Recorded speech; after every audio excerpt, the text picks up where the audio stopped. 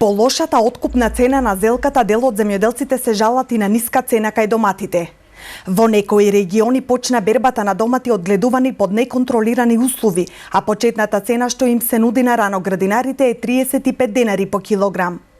Ристо Велков вели дека ваквата цена е ниска со оглед на тоа дека е почетна, а доколку почне да паѓа, трудот на земјоделците нема да се исплати.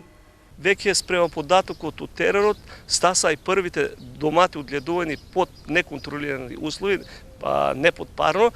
И тука имаме една ниска цена за овој период. Инаку цена од 35 денари за доматот е добра цена. Меѓутоа, тек сме на стартот, за 10 на 15 дена ќе бидеме сведоци од теренот. Ако не се влоши нагло ситуацијата со здравствената ситуација кај самите култури, ќе бидеме сведоци, иако е во застапена доматата на помали површини, дека нема ништо да не изненади до нагло паѓање на цената, и ова е ниска за овој период. Меѓутоа, мислам дека најголемата вина за овие ниски цени пак ќе потенцираме негрижата на самата влада и на Министерство за земјоделие. Зошто?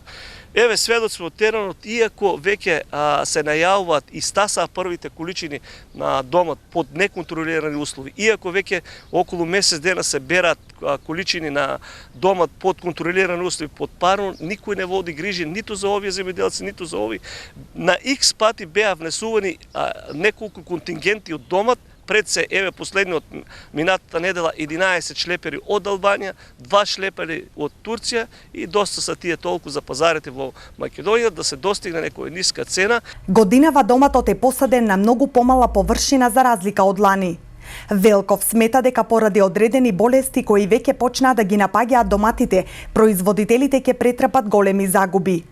Веќе во овие услови мислам дека хемиска заштита за ова болест тешко да се спречи со хемиска заштита. Мислам дека од своето долгогодишно искуство е отварање широм на вратите на пластениците за подобра аерација, тоест послабо задржување на влагата во самиот пластеник, а со тоа и полисијата на самата култура. Освен бутритисот, мислам дека во наредниот период, ако дојде до зголемување на температурата, а и веќе има во некои региони појава и на пламеначе, ќе се појави и бактериозата, така да мислам дека оваа година доматот и покрај тоа што е насаден во помали површини, мислам дека ќе претрпе огромни загуби од нападот на овие болести. Првите количества на домати веќе се берат, а при крајот на мај и почетокот на јуни Велков се надева дека ќе се нудат поголеми количини.